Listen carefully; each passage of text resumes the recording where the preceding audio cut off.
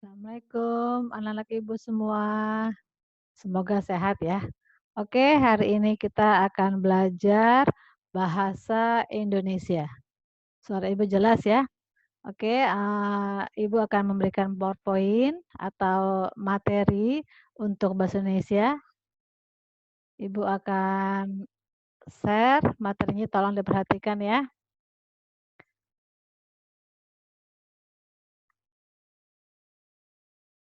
Ya, untuk pembelajaran pertama bahasa Indonesia ya, minggu ini, yaitu tentang paragraf ya. Anak Ibu dari kelas 4 atau mungkin dari kelas 3 udah tahu apa sih paragraf itu, terus, susunannya sih bagaimana. Nah, sekarang kita lihat ya. Berikut ini adalah contoh ya, contoh dari paragraf. Sama-sama kita baca ya. Sebentar. Dari judulnya ini tentang organ gerak manusia dan hewan. Salah satu ciri dari makhluk hidup adalah bergerak.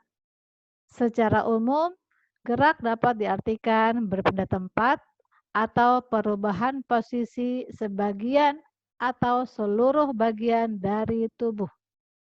Makhluk hidup akan bergerak apabila ada rangsangan yang mengenai sebagian atau seluruh bagian tubuhnya.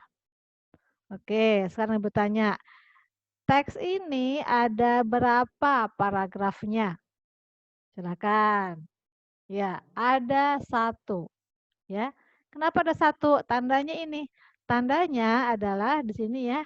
Ini yang baris pertama kalimat ini ya. Dia itu agak menjorok, agak masuk ke dalam. Ya, kita agak masuk ke dalam ketimbang dengan kalimat yang ada di bawahnya. Ini menandakan adalah paragraf. Oke. Nah, mungkin, nanti kalau di bawahnya masih ada kalimatnya, jika dia susunannya itu sama sampai ke bawah, berarti masih nyambung nih, masih satu paragraf. Tapi kalau ada paragraf baru lagi dan dia menjorok ke dalam, berarti itu paragraf yang kedua. Nah, ini adalah contoh dari, kalimat yang ada dalam paragraf. Nah, sekarang kita lihat selanjutnya, paragraf itu apa sih? Nah, kita lihat ya. Paragraf dalam satu paragraf itu hanya terdapat satu kalimat pertama. Paragraf itu awalnya itu ya, dia pertama berasal dari kata. Ini kata, hanya satu kata, lalu digabung menjadi kata-kata, kata-kata jadi banyak, lalu kata-kata jadi banyak digabung lagi menjadi kalimat. Kalimat pertama, kalimat kedua, kalimat ketiga, dan seterusnya sampai akhirnya dia menjadi sebuah paragraf. Oke, Ibu ulangin ya. Paragraf itu terdiri dari susunan beberapa kalimat. Nah, kalimat terdiri dari susunan beberapa kata. Oke, itu yang pertama ya. Selanjutnya adalah tentang ide pokok. Nah, ini anak ibu bisa tahu ya. Ide pokok mungkin yang selama ini kita tahu, apa sih ide pokok? Ya, ide pokok itu adalah gagasan yang menjadi pokok pengembangan paragraf. Oke. Nama lain dari ide pokok atau ide pokok sama dengan gagasan utama. Ide pokok sama juga dengan yang disebut pikiran utama. Ide pokok sama juga dengan disebut pikiran pokok. Nah, ini adalah nama-nama lainnya ya. Nama-nama lain dari ide pokok yaitu gagasan utama, pikiran utama, dan pikiran pokok. Nah, ide pokok ini adalah sesuatu yang menjadi dasar pengembangan paragraf. Artinya itu sama dengan celing. Nah, sama dengan ide tentang apa ya? Nah, itu sama dengan ide pokok ya. Untuk mengembangkan sebuah paragraf diperlukan ide pokok. Oke, selanjutnya ya. Kita lihat di sini ada seperti sama dengan yang tadi ya, ada sebuah paragraf isinya juga sama. Sekarang kita lihat. Ini ada angka 1, ada angka 2, angka 3. Ini menandakan bahwa yang angka 1 ini disebut sebagai kalimat utama dalam paragraf ya, yaitu salah satu ciri dari makhluk hidup adalah bergerak. Nah, ini disebut dengan kalimat utama. Nomor 2, secara umum Gerak dapat diartikan. Lalu nomor 3, makhluk hidup akan bergerak apabila itu disebut sebagai nih yang di bawah ya, kalimat pengembang. Oke, kalau dulu Ibu menyebutnya sebagai kalimat penjelas. Nah, dalam satu paragraf kalimat utama hanya ada satu. Ya, Ibu ulangi, dalam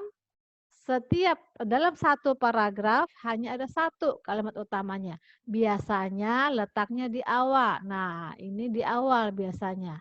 Letaknya di sini nih, di awal. Bisa juga letaknya di tengah-tengah, bisa juga letaknya di terakhir, tapi lebih sering itu di awal. Nah, ide pokok ini biasanya ada di sini, ada di kalimat utama atau di kalimat yang pertama. Nah, jadi di sini ide pokoknya apa? Ide pokoknya adalah makhluk hidup, ciri makhluk hidup adalah bergerak. Nah, itu ide pokoknya. Nah, kebetulan ide pokok itu ada di kalimat pertama. Seperti tadi Ibu bilang, dia kadang ada di awal, ada di tengah, ada di akhir. Nah, ini contohnya. Ngerti ya anak Ibu ya? Bahwa Ibu ulangi ya, setiap paragraf hanya ada satu kalimat utama. Nah, sementara kalimat pengembang atau kalimat penjelasnya itu banyak, bisa 2, bisa 3, bisa 4, tergantung kalimat yang lain. Oke, selanjutnya kita latihan ya. Oke, sekarang kita latihan tentang menentukan ide pokok, latihan tentang menentukan kalimat utama, latihan tentang menentukan kalimat pengembang atau penjelas. Kata kuncinya Ibu kasih tahu, ide pokok kamu mencarinya di mana? Mencarinya di kalimat utama. Nah, di paragraf, setiap paragraf pasti ada kalimat utamanya. Nah, kalimat utama mencarinya bagaimana? Nah, biasanya kalimat itu ada kalimat yang paling penting. Biasanya dia ada di awal biasanya, walau kadang ada di tengah ataupun di akhir. Lihat dulu kalau kalimat awal itu penting dan kalimat selanjutnya itu dia menjelaskan, nah berarti itulah kalimat utamanya. Oke, lalu menentukan kalimat pengembang. Nah, berarti setelah kalimat utama, nah berarti setelah itu adalah kalimat pengembang atau kalimat penjelas. Nah, itu kata kunci untuk mencari jawabannya. Oke, nanti bisa diulang ya video dari Ibu biar lebih jelas lagi. Oke, selamat latihan. Semoga mengerti semua dan mendapatkan pemahaman yang sangat detail. Terima kasih.